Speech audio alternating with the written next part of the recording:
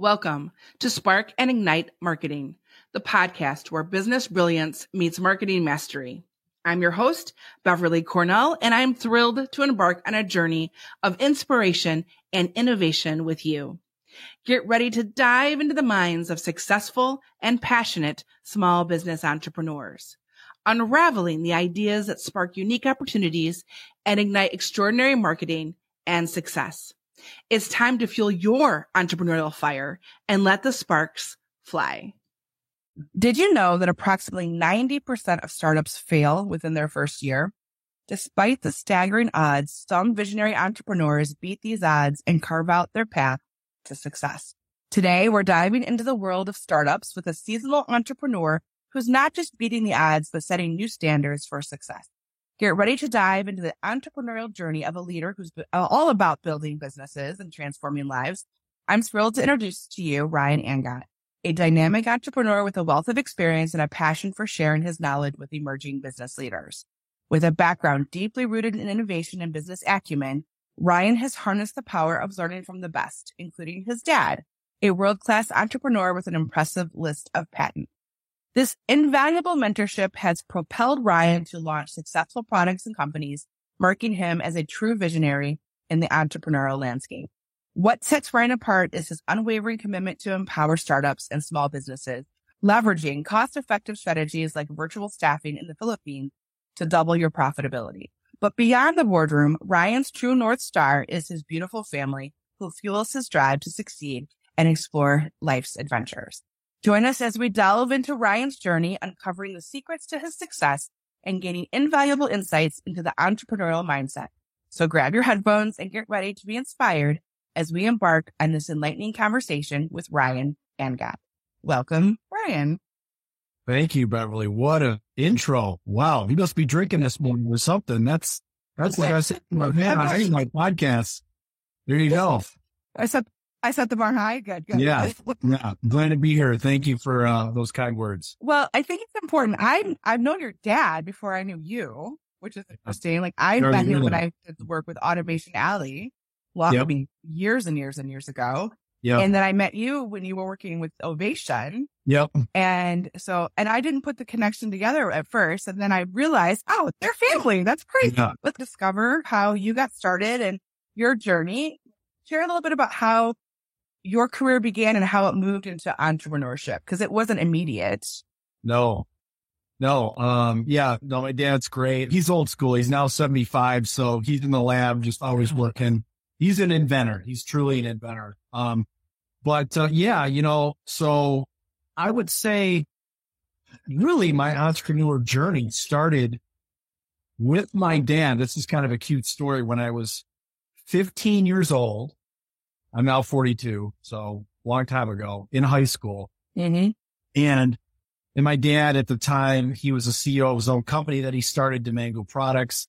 Ironically, they sold consumer security products, which were now in that category with TechLock, alarm systems and different, like alarms for homes and like some personal device security stuff.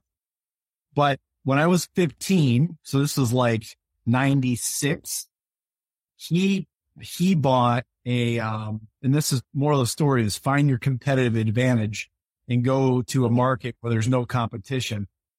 Leverage your resources. That's something I'm big on. He bought a CD-ROM burner. And this is like, 27 years ago. No one had one. They were really expensive, but he bought one for his business.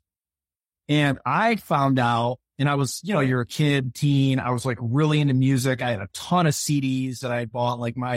I was just into music.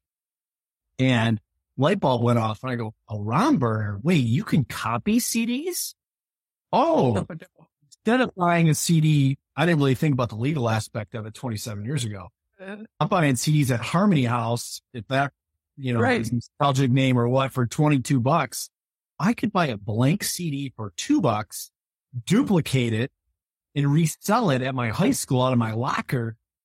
The light bulb went off when I was 15, and that was my destiny ever since, that I knew I had a little entrepreneurship in me. And believe it or not, Beverly, in that first year after he shut me down and found out like I was doing like some high volume. I think I did like $8,000 in sales out of my locker in high school. I had like music lists, and I would literally go around, and I became known as the kid in high school. Like, people wanted music. Everyone started coming to me and like, dude, we hear you. And I sold my CDs for like $6. Probably should have sold them for like 10, but sold them for 6, made them for 2, nice margin. And I cleaned up. And that was like the first bite of the entrepreneur bug 27 years ago. My dad found out, and he's like, you're done, like shutting it down. So anyhow, that's where it all started. So I hear that from a lot of entrepreneurs. Like, I actually sold friendship bracelets. I sold friendship bracelets, and it was awesome because I would do babysitting and I would make bracelets with my kids that I babysat. So I used like child labor and everything. Child labor, Beverly, look at you. They loved it because it was like a craft. So it was like a twofer. You're getting paid to babysit. They're doing the work for you.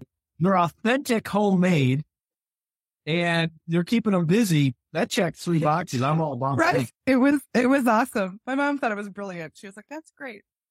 So what drives your passion for business? And obviously your dad has always been part of that. Did he kind of instill that in you, or is that something do you think that was self-created? You're a product of your environment is pretty common. And my dad's had some ups and downs in his career. He's like Doc Brown from Back to the Future. I mean, when you talk about bold, big ideas, the projects he's worked on, the world's first self-driving commercial lawnmower, a breast cancer detection system. It's not like he's inventing the crop, which is like our ShamWow, some little widget that's easy. He goes after these monster projects, which is a good thing and a bad thing from what I've seen. The bigger the project, the higher stakes poker. And I'm kind of living it now with TechLock. But, so it was kind of what I knew, what I grew up with. He was always didn't start that way. He did little side hustles. I've had probably 4, I think in my, call it 20-year career since college, I probably had 4 or 5 businesses, little stuff. Obviously TechLock's a whole different animal, and SaaS is much different. But so it was kind of baked in my DNA. He was Entrepreneur of the Year in Michigan from Automation Alley about 10 years ago.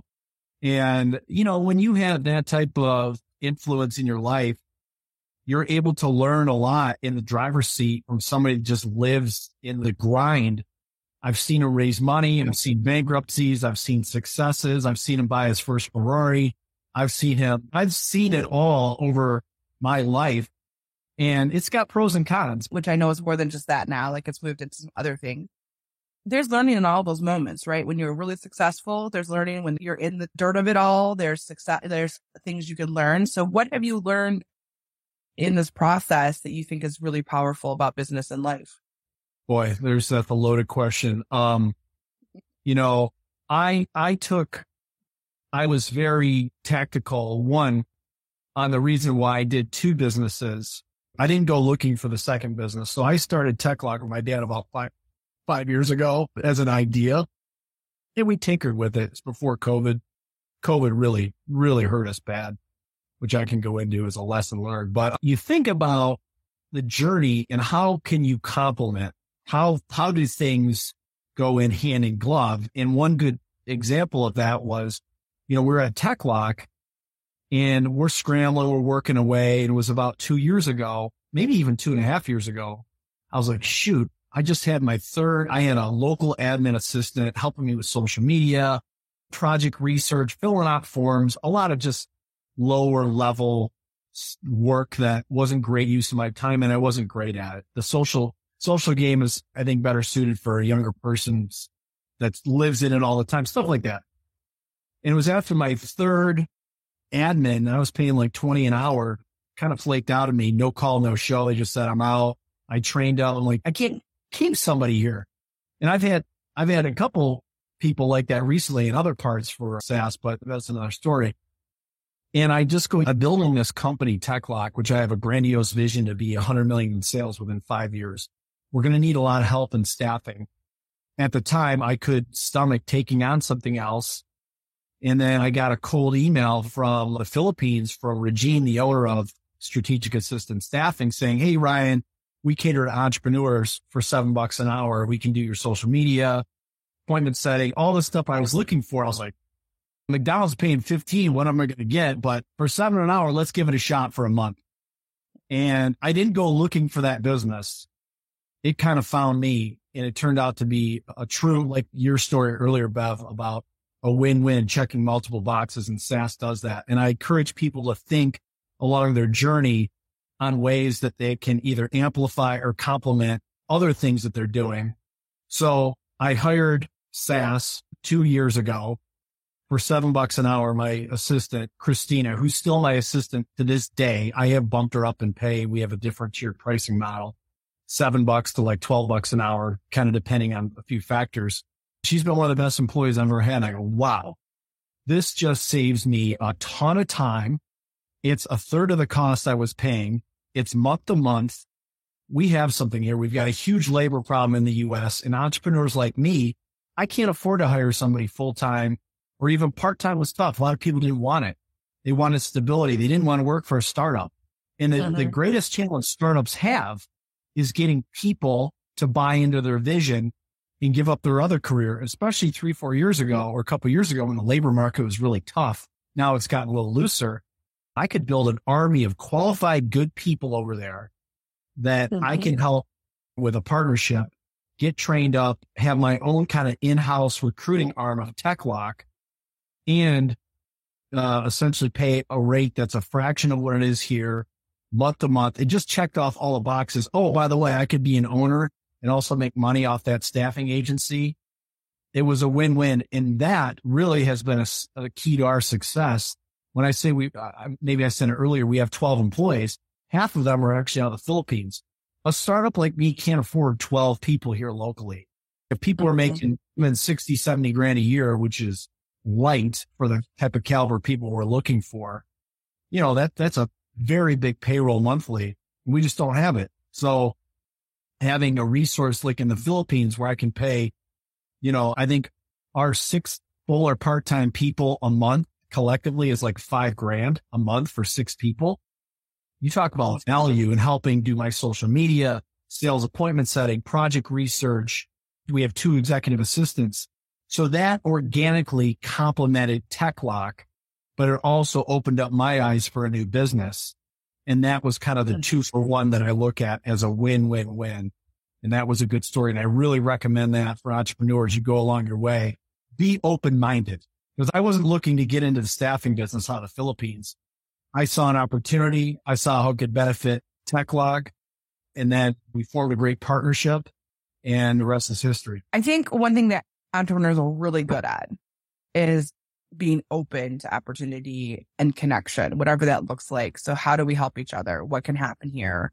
And building on those connections and networks. If they're successful, I believe that they are always looking for the opportunity and the connection. And It comes in really interesting ways, right? So here was a challenge. And so many entrepreneurs, myself included, struggle with the payroll side of the business. It's the most expensive cost I have. And it's the most important. You need good people to help you build your business. I mean, that's just, it's as easy as that, right? Yeah. Because no matter how hard I try, I can't clone myself unless your dad has figured that out yet. Yeah. I cannot clone myself. He's probably working on it. So I'm sure he is in his lab. I think that is probably the hardest thing for entrepreneurs is to clone themselves and to try to get people to work with them with the same passion and, drive and desire that you have or similar in that. So one of the biggest issues that entrepreneurs have for sure. What has been the biggest challenge that you've had to overcome and how did you get past it? COVID really hurt our business. We got into TechLock was the aha idea that I had. And then I said, Dad, what are your thoughts about this? And we've spitballed for years about ideas and we've pursued some. And then we either say, there's too much competition, too expensive, can't make it work. That was the beauty of having a true inventor as my dad that I can always talk with. And you want a brilliant guy that can sketch up an idea. No, this arm goes here and we can make it this cost and fabricate it this way. He's got a real gift. Blessing and a curse because he can't shut it off. He has a hard time sleeping and everything else that comes with having a really busy creative mind. But we got into TechLock as kind of father son. Okay, this should be a few $100,000 project, maybe $500,000 all in. We could probably fund most of this, if not half of it, which we did. We personally have 300,000 into TechLock and between him and I, and in 5 years of no pay. We think we can do this. We got some prototypes made, and going back right before COVID, we only had like 50 grand in. And then we go, okay, the market's been validated. There's a huge need. There's very little competition. The competition out there is stale, stagnant, hasn't changed in 30 years. That the cable lock hasn't adapted. It doesn't work. It doesn't evolve. We have something here. And you get a lot of feedback from people. You just don't blast. And we did surveys and talked to people and all sorts of stuff. And then we go, okay, let's pursue this thing in mass scale. And then COVID hit and we're like, okay, everything's shut down. We were just at that point where we're trying to bring this product to mass manufacturing. So what you have, Bev, is you can build, we built a couple prototypes here that worked pretty good for like $4 or $5 grand. That's a one-off custom job. And then you build one, you prove it out, you tweak it, and then you go, okay, we got it. Let's go mass manufacture them in the tens of hundreds of thousands. That's way different than building one or two locally. And we tried building them in the US. We couldn't get the price. You really can't build a consumer electronic product here to be competitive price wise, which I could go into. But I think most people know that TVs and DVD players and all that was built overseas for a reason. It's literally 4 times more expensive building it here than overseas. So as COVID started, we go, oh, okay, well, we can't go to the factory. And my dad's been overseas 35 times to be hands-on, sitting elbow to elbow with the factory building. We hired a consulting agency for $50,000 over a year period to help match us with the right factory. We shop 44 factories around the world. I know you bought a lap lock. We were severely delayed. It wasn't a GoFundMe, but it was something similar that you did. People who were initially interested, giving you some money to seed some of that work. Because I was like, that's a cool idea. I go to coffee shops. I hate to leave it when I go to the restroom or whatever, my laptop. That's a cool idea. I'm going to invest in a small portion of it. That's a lot of people get confused. Only 7% of companies on Indiegogo actually produce the product. Believe it or not, they actually come out 7%. So to your opening line, 90% of startups fail. You're right, they do. And I see it. I mean, we've had some tough times in it hasn't been all peaches and cream. We've had some really tough days where the bank account's really low. And I'm the piggy bank. Everyone gets paid but me. We've got about a 50 grand a month burn rate, 40, 50 grand. If you don't have revenue coming in, what do? You raise money or you fund the business yourself. So I'm the bank. At the end of the day, our 12 employees, they need to be paid and you don't get paid. I've never taken a paycheck at TechLock in the 5 years I've been here. But so you have that pressure, if we don't have money and you got to pay your bills, it's coming out of me, which I've had to float sometimes. Anyhow, that's just the world of a startup and being a founder. How many people did you have at Indiegogo that were interested? We sold 25 grand of product on Indiegogo. Our goal was 10,000. And so it was okay. There's things I would do over again with Indiegogo. And I think Indiegogo is a consumer play. It's not a business play. And my gut tells me we're going to have a lot of consumers with TechLock. I think LapLock's really going to flourish in the B2B environment for bigger businesses that have high compliance, like government. If you work in a government entity, DOD, ICE, it doesn't matter. They have in banking, finance, legal, a lot of them mandate you have to have physical security on all your laptops. Have to. So if we're kind of one of the only games in town with a modern solution, that's a huge opportunity for us. That doesn't really cater to Indiegogo. So some of those factors, anyhow, I'm derailing. I could talk about Indiegogo a little bit more if you'd like. But that was almost 2 years ago. So, we thought, okay, we're working with a factory. We'd found a factory. They've already started making some prototypes. This looks good. And going back to our biggest mistake, we hired the wrong consulting agency I'm going to let them be nameless, but their whole job is to marry you with a factory on the other side of the world, especially during COVID because we couldn't go there. So they married us to the wrong partner. We got divorced recently. We fired them. That, Beverly, was $1 million mistake. That cost us 2 years and $1 million. That's $1 million of hard money we lost.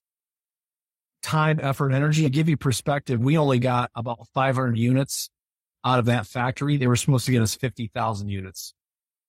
So you talk about a kick in the chops. That was the number one. The new factory we found is phenomenal. We've got a handle on inventory, and they actually have the capability to make like 50,000 units a month, way more fitting and qualified. So the lesson learned is do your due diligence on really big decisions. There's a reason why big companies take a long time to make important decisions, because the ripple effect and cost of making the wrong one often puts small startups like us out of business. We had to get really scrappy. We had to raise an extra $1 million that we didn't think we had to. We had to sell a chunk of the company to keep us afloat. If we would have chose the right factory up front, we wouldn't have had that problem. And that was by far, it was $1 million hard loss in soft loss with tens of millions. Huge, huge mistake. How do you get past that? Like, what do you do to just raise the money and move on? Like, I mean, that's like a hard thing to get over as a business, especially a small business. Before we dive back into the inspiring world of Spark and Ignite marketing, let's take a moment to thank the incredible supporters who make this podcast possible. Today's episode is brought to you by BC & Associates Marketing, your go-to partner to help you spark and ignite your marketing. At BC & Associates Marketing, we believe in sparking ideas that lead to unique opportunities, whether you're a small business owner looking to ignite your brand or an entrepreneur seeking marketing mastery. Our team is dedicated to crafting tailored solutions that fuel your growth. From strategic planning to ongoing support, BC & Associates Marketing brings over 25 years of expertise to the table. We're not just marketers, we're your partners in success, committed to sparking innovation and helping your business thrive in the ever-evolving landscape. So if you're ready to take your marketing to the next level, visit bcassociatesmarketing.com. Let's spark extraordinary opportunities together. A big thank you to BC & Associates Marketing for supporting the Spark and Ignite Marketing podcast. Now, let's get back to the show and continue sparking those ideas. Yeah. If you make a mistake like that, 95% of the time that company folds because you just can't stomach it. No, we basically rolled up our sleeves and said, okay, we screwed up. Let's get back to work. So we had to find a new factory, which we found almost a year ago. We hired a guy named Ben, my VP of operations, who lived in China for almost 20 years. Looks like me, speaks fluent Mandarin. He knows sourcing. He knows, that side. And my dad does too, but my dad didn't go there, and he really couldn't because of COVID. He's kind of an at-risk COVID guy, and there's other reasons why I couldn't go. So we made a great key employee hire with Ben. We found and he negotiated. Actually, my dad's contact helped find our new factory, but we negotiated and got this other factory up and running, and we just persevered. That's all you can do. You just get kicked in the mouth and you go, all right, we got to pivot. And what people don't realize from the outside that haven't made a manufactured good. And I'll go back to my good friend, Brian Schneebly. He lived in the manufacturing automotive world in all about quality control and detail. And he actually gets this, but a lot of people from the outside that never built anything, especially from scratch, really just don't understand that, we come to these factories. We shut 44 factories around the world during COVID 4 years ago. And we're a little nothing burger company with a great idea. They don't know us from Adam. They don't know our background. You could tell them you're entrepreneur of the year. They're like, okay, well, what's your run rate? How many orders have you done before? Why are we going to build a whole section of our factory? Hopefully in the hopes that this takes off. Our current factory, for them to start our line, to start the setup, the tables, the jigs, the tooling. Now, some of that we pay for. They have to invest about $500,000. So you're talking a tough sell from a company that doesn't have any run rate. It's easy to go to a factory and go, hey, we just did 20 million last year. We're going to bring you 300,000 lap blocks. They go, okay, great. Oh, it's proven. The design's done. It's not a prototype. The market's been validated. It's easy. Any schmo could do that. The hard is new. When you have very little money, you've got very little resources, you have no proven run rate, they really have to take a flyer on you. And so to find a good big factory is really hard. And that's why it is so rare. And why I think TekLok's so special is the fact we pulled this off in this new factory. If we didn't have this new factory, we'd fold. We just, you get to a point where you just say, no one can make this thing. This is in TekLok. LapLok is not an easy product. I'll tell you, it looks simple. It has been very complex. So that's the big lesson learned that, people have to understand when they're going into any entrepreneur journey, it's one thing to open up a pizzeria. It's really different when you're making something out of nothing and you have to kind of sell yourself along the way, to like your vendors. You think like vendors welcome your business. Well, not as a startup. There's a ton of risk. Such an interesting take. I'm a service business. And I mean, obviously I've worked with companies who have a product, but it's mostly an established product. So it's a little bit different. And even when I started with the startup, I was more of a tech company. So it's a product, but it's like this cloud product. It's not like a tangible touch it product. So I worked with, factories in China just to get custom bags made and things like that, which has been a nightmare.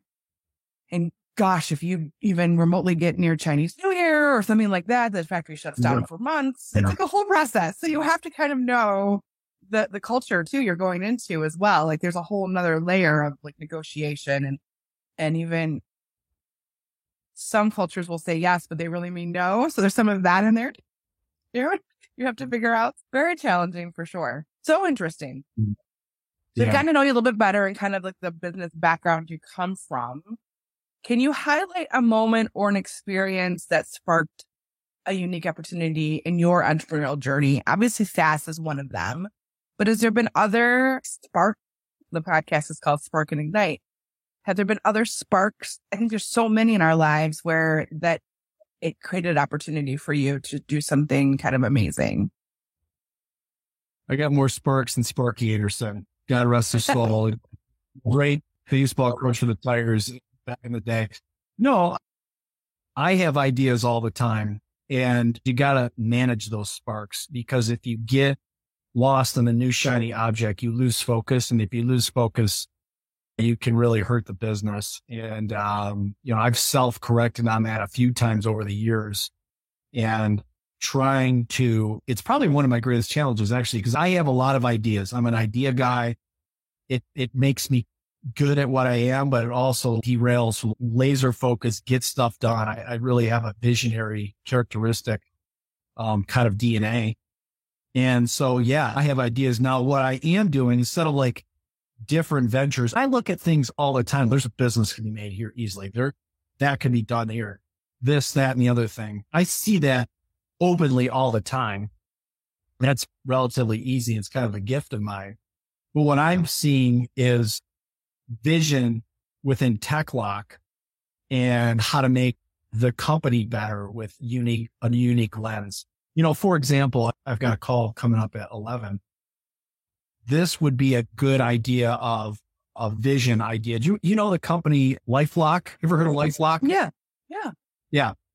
My 11 o'clock call is strategy on how do we partner with LifeLock? And I had that light bulb. They've got 100 million users. Their name complements ours. Their whole purpose is identity theft and cybercrime, which is part of our purpose. How could we partner? Like LapLock sells for $100. What if I can get LifeLock to partner with us, branch out to their ecosystem? We carve up a deal that we can digest. That for everybody that buys a LapLock, maybe gets a year free of LifeLock as part of that package. So it was a unique way, which is like worth $100 in itself. And if we could structure that right deal with LifeLock, that's an innovative way to take a little unknown TechLock, LapLock brand and pair it with a bigger known entity to give us credibility and complement each other. So that is a good example of a spark that I love doing, that type of thought, strategic partnership. Mm-hmm. That's a unique marketing sales angle that very few people could do. And that's my gift. So that's an example of, something that I think could catapult the company if we're able to get that deal done. Looking for opportunities. And I think focus is really key. I think you're right, because most of the entrepreneurs I know struggle with focus. They just love the idea. The vision is the source fuel of an entrepreneur. Yeah. You're not alone in that struggle. You talked about doing like market research and different things. How do you identify and capitalize on emerging trends and opportunities in the world of your entrepreneurship? What is your process for that? Emerging trends. For me, it's just, I see what I see. That's kind of all I could say. I don't have a process. You hear all this buzz about AI. You think of what's on the horizon or what's coming out, and then what could you do with it? And I think there's definitely ways to capitalize on emerging trends and build a business. But I'm just not really there because I'm not thinking about new businesses. And this is for other entrepreneurs that are looking to start something. My advice is, you could Google, like The Hustle is a great news article I used to read all the time. And they feed entrepreneurs new ideas. Here's the new trends. We've got the baby boomer community that's now aging in their 70s and 80s. Maybe could you start a home care business to go help them out? Home care, senior care in home is a huge category. Or if you're younger and you want to engulf the AI, ChatGPT, you can maybe learn a lot about it and go apply it to businesses that have, older leadership that don't really think. I mean, my dad is not into the AI chat. Like, could I take that knowledge and be a consultant for, kind of dormant businesses that aren't thinking along those lines? So yeah, you got to follow trends and do that. For me, part of the TechLock journey in LapLock was I saw an emerging trend. I saw a work from anywhere. Now, this idea was before COVID, and the work from anywhere hybrid world kind of didn't exist quite yet. And COVID really threw fuel on the fire to say, oh, okay, there's a big gap here in the market. And cybersecurity and crime were at all-time highs. Those trends in society kind of fueled our vision for TechLock. So that was an example of me seeing a trend or pattern in our workforce that we want to capitalize on. So you just see it when you see it. Trust your gut, because there's something really powerful about that too, right? I think the older we get too, because 40s and approaching 50 here, the more wise we get to. We know, it's probably not going to work. We know how hard it is to do something now, as opposed to that's going to take a lot of time. Your dad, even that, you're going to use this tool and this tool. He already knows in his head what needs to be done because he's been there and done it before. Mm-hmm. So I think that wisdom helps guide that too, the gut and the wisdom you have from previous experiences. So, I own a marketing agency. So for me, marketing is really important as part of the entrepreneurial journey. What has been the most effective marketing tactic that TechLock has used, or even SaaS, to grow their business? It's hard to say. I mean, I used to be about a decade ago at Continental when I was a corporate marketing director. 10 years ago, I was like a dinosaur. A lot of the stuff now is so different. And I'm really trying to get more knowledgeable and up to speed. We've got a great agency. Believe it or not, we've hired out of Australia, of all places. What's unique is that we've been really in startup mode, Bev. Even though this idea started 5 years ago, with the factory issues we've had and only getting 500 units, we just haven't had the inventory. Now, we made the pivot to build an ecosystem of work from anywhere products. We now have 13 products like chargers, different phone mounts, and laptop accessories that cater to that hybrid workforce. But marketing, we really haven't spent anything yet. I kid you not, our new website got done last night at midnight in the Philippines. It went live today. Exciting. I've got a call in 2 hours to do a detailed review. Monday, we go live with paid search in Meta. Monday. Okay. I would honestly say outside of Indiegogo, we spent a little bit of money, which was kind of meaningless. Monday is when I would say we really birthed TechLock to the public. I've done posts, I've done organics, check us out or get a phone out or buy a Christmas thing. But we've done it very minimal scale because we didn't have that much product. We're not going to spend a bunch of money to drive people to the website and they go, oh, on a stock for 2 months. So finally, we have stock on almost half of our products come Monday. And then the other, in about 2 weeks, some of the other SKUs that we bought, like our 3-in-1 charger or 5-in-1, come in. By mid-March, we'll have all of our SKUs fully stocked. Monday, we're birthing this baby for real. So exciting. Yeah. 5 years. It's funny. I was going to do a post. I will do a post on this. I wrote down receipts of when I started putting money in to the company. It was almost 5 years ago to date. This is my receipt that I still have on my desk because we're about the grind. Yeah. So I think one thing that I have found interesting as I've watched the social media journey of this new adventure. I guess it's not new anymore. It's 5 years, but it is a newer adventure for you. Is some of the behind the scenes stuff that you've shared, like at the factory and things like that, some of the videos and stuff along the way with the Indiegogo people or whatever your community of people you've shared it with. I like that part. Like, I feel like, and I almost ask this question to everybody on the podcast, is the idea of storytelling to connect with your audience. So you all struggled to meet some deadlines and you were just like, hey, this is what's happening. And you made it really human and allowed us to connect more with the product by sharing some of those videos and behind the scenes kind of peaks in a way that was really authentic to me. And I was like, my patience was fine. I was like, fine, and I knew it was a new product and you were developing it.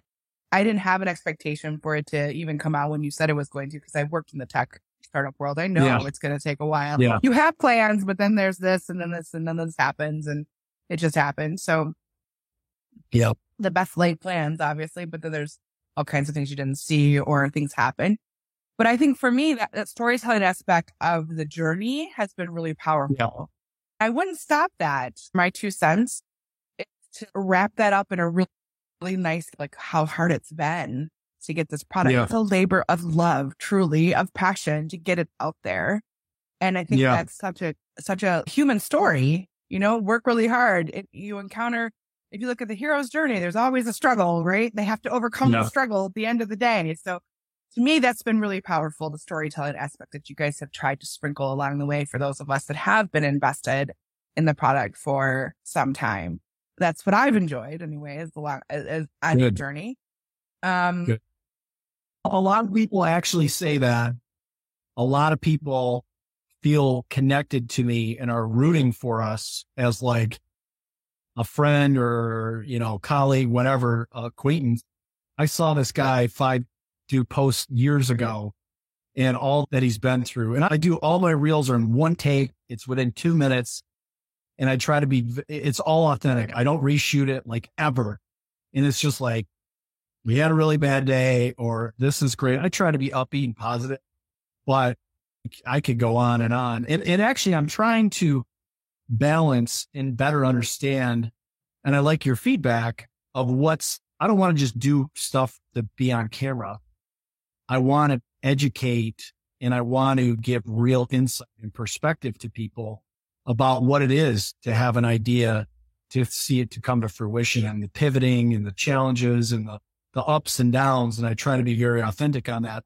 I'm not sure how much I should do. I do about 2 videos a week. A guy I spoke with yesterday, Armando, who we've done some consulting with, he owns a content company. So obviously he's all about content. He's like, you should be posting a couple times a day. And I'm like, I don't know that. Like, I don't know what to talk about, but I don't know. Do you think the balance of my content should it be more? I mean, you're a marketer. Should it be less? Right. Is it right? I mean, you're putting this into my interview, which is interesting. But I would say this: you don't just do video to do video. Okay, you have to have an intention. And just like you had a strategic plan with your business, you should have a strategic plan with your content. And for me and for companies like yours, I would build out content pillars, like 5 pillars. One is to educate, one is to entertain, one is to whatever that looks like for your company. And then you create content around that. So for me and my business, this is just an example of what I do with my content pillars, is I will create a blog post. And from the blog post, I'll create a video script. And then from the video script, I create a video or some kind of video content related to that content. And then from there, I create long form and short form. So I take the long form and I take bite-sized pieces out of it. So I'm producing content all the time, but I repurpose, restructure, and use my content differently, even though it's pretty much the same content. But that also, from an SEO perspective, a search engine optimization perspective, also it feeds the beast. Because you have one key phrase, keyword, or whatever you're trying to optimize for. And now you have all these pieces of content kind of leading to that key phrase. So you're essentially building a spider web of content around that topic. So I think you can not have to record every day, but you could create content and repurpose it every day. You can be more strategic about it. So even these podcasts, Ryan, is long form content, but I will take it and take quotes from you about specific topics in marketing and use that as a piece of content that reinforces that idea or whatever. So you can be really creative about the content you create and how you use it. And that's, I think, the power of plan, like having a really organized plan of how to create the content you want, what your people need, what your customers are like, that where you're getting the most engagement, and then feeding the beast that is social media and all of that. Cause it really is like, it has its own life and it's very organic and all things. So that's my 10 cents, I guess, in that. Does that make sense? And that's flush with the agency out of Australia who we hired. They basically echo that same thing. It's funny. I was talking about LinkedIn. We've got a big B2B play with TechLock selling to big companies with higher compliance standards. We're not for Joe's Plumbing. No, they're not buying lamp locks. But if you work for JP Morgan, I bet you have a policy you always have to have your stuff locked up. I said, well, we're going to do LinkedIn advertising, right? Like we'll be on the ads, and they're like, no, that's really a tough game. You need to be the advertiser in an authentic way to build credibility within your audience. It's way more powerful or impactful as the leader of the company to share your stories. You're not selling your product. You're being authentic about your storytelling, what makes you, your company, your people, your culture different, and have a real authentic connection versus just, I see an ad about laptop convenience and security. That's kind of like gone according to them. It's kind of spammy and like sales throw up, which is not fun for anybody to have to like wipe off of them, right, in the process. So yes, I mean, being authentic, it was the word of 2023 by Merriam-Webster, was being authentic and sharing your vision, your mission, your core values, your process, your like why you have this business, your passion, all those things need to be reflected in your, it's not about some contrived, it's not about that anymore. It doesn't have to be so polished and so professional. It needs to be kind of raw and for it to be authentic. So the stuff that's going viral is not polished stuff. Yeah. It's the really vulnerable, this is hard to do stuff. Yeah. So I think, and that's really hard for men. I'm going to make a little bit of a stereotype. That's hard for men business owners. For sure. To make that connection. It's not something that's really even encouraged in our society. So there's a whole thing for you to have to kind of come to terms with, I think, in this space. And I do a lot of coaching with our clients about that. Like, no, that's very contrived. We're not sharing that. Like, and I kind of hold their feet to the fire because I think people want to feel like they're perfect. All of us want to be perfect. Like we all have this desire, I think, in general, to want to put on a strong face and a strong front. Sure. But being a business owner is hard. And I think that's the stuff that resonates in many ways. And why this product is so important to you. That's what resonates, not necessarily like, oh, here's this perfect product and all the perfect things with the perfect jingle and the perfect lighting. Yeah. So I agree with them completely. I know you have a call, so I want to make sure we get to the last couple segments. Okay. Ryan, I have a lightning round, which is rapid fire questions. So it's just Cool. you kind of giving me an answer. We won't really chat about it too much unless I have a question or something. On video. And it's like We use Loom. Yeah, it's similar to Loom. I love that. I use that like 3-4 times a day when I'm instructing my virtual staff. It's great. What's your favorite way to refocus or reduce stress at work? Like when like all the things are happening and you're like, how do you like regroup at work? I would say exercise or alcohol. I need to say what, if I had a tough day, I'm a very social drinker. I like drink at my house if I had a tough day. But yeah, try to get your mind off something like, if it's nice out, I'd love to go hit golf balls last night. That was like, I had a tough day and it was a good way to just not think about work and just get, take some aggression on some golf balls. Mm-hmm. What's your favorite marketing tactic? If you count trade shows marketing, I think trade shows are great. In your question earlier about what's worked, we've done CES twice. We've had phenomenal response. We just had a call with Target last week, came out of CES, Best Buy. I mean, a lot of these big guys go to CES. We walked away with over 100 leads. So I love trade shows. I like in-person connecting, authenticity. So trade shows for sure. What's your favorite source of inspiration? Probably Shark Tank, honestly. I look at it and I really can empathize with the people up there. Mm-hmm. And it gives me encouragement. We have a brotherhood of entrepreneurs that are going through a really tough journey. And so I look at that. It's not almost every night. It makes me feel better when like they've gone through hell too and they made mistakes. So we're not alone. Yeah. We're not alone. That's probably it. Who's your favorite entrepreneur to follow? Well, to follow, I put my dad as an inventor, which I really respect his inventorship, but entrepreneur from a financial standpoint would be Stuart McClure, my old CEO, who's also an investor in TechLock, tremendously successful, sold his last company for $1.5 billion. And, I've really learned a lot from Stu, and he would be it. That's the end of the lightning round. You survived all the questions. People get very stressed out about the lightning round. All good things though. And I think a lot of people don't know some of these tools exist or some of these avenues. So it's important to sharing that, and other entrepreneurs may find inspiration or insight from them. Our next segment is the Blaze Forward segment. And this is where you get to give advice to somebody else who's in business or starting a business.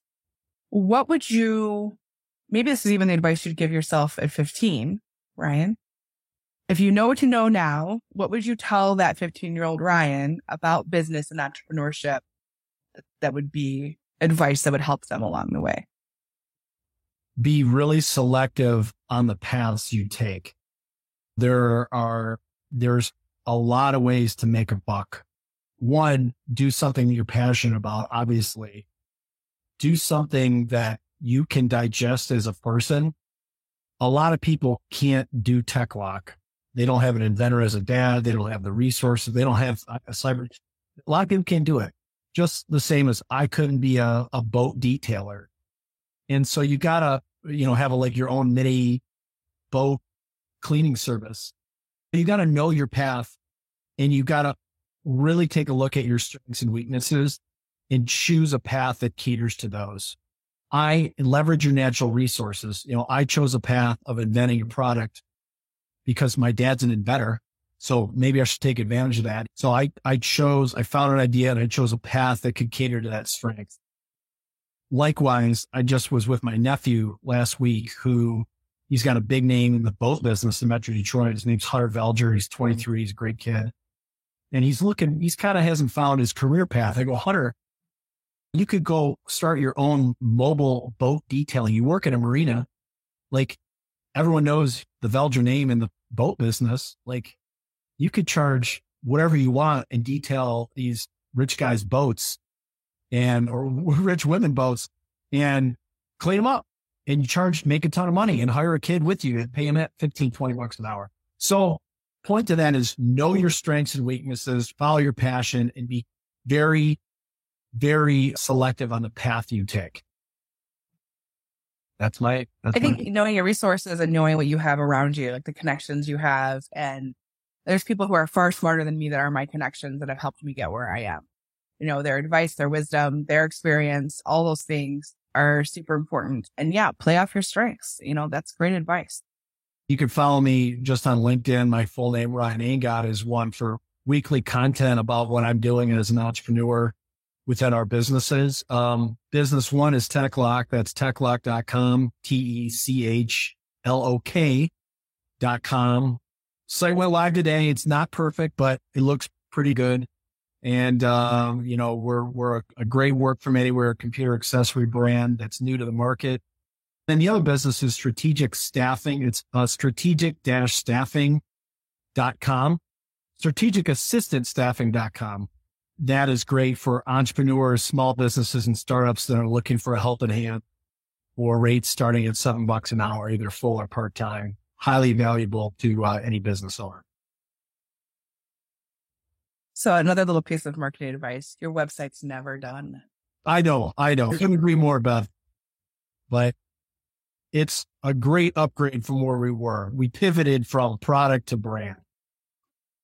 Look at your gains and over your gaps. I mean, that's like, you're always moving forward and reducing the gaps, right? So the website's very organic. Like, it's so hard for those of us who want to check it off the list. Like, I want to check it off the list, but it's like a constant retweaking wording and all of that. And, oh, we need this there. And, oh, where's the FAQs? And, oh, we need a media page. Like, it just constantly has to evolve, which is lovely, but also a lot of work.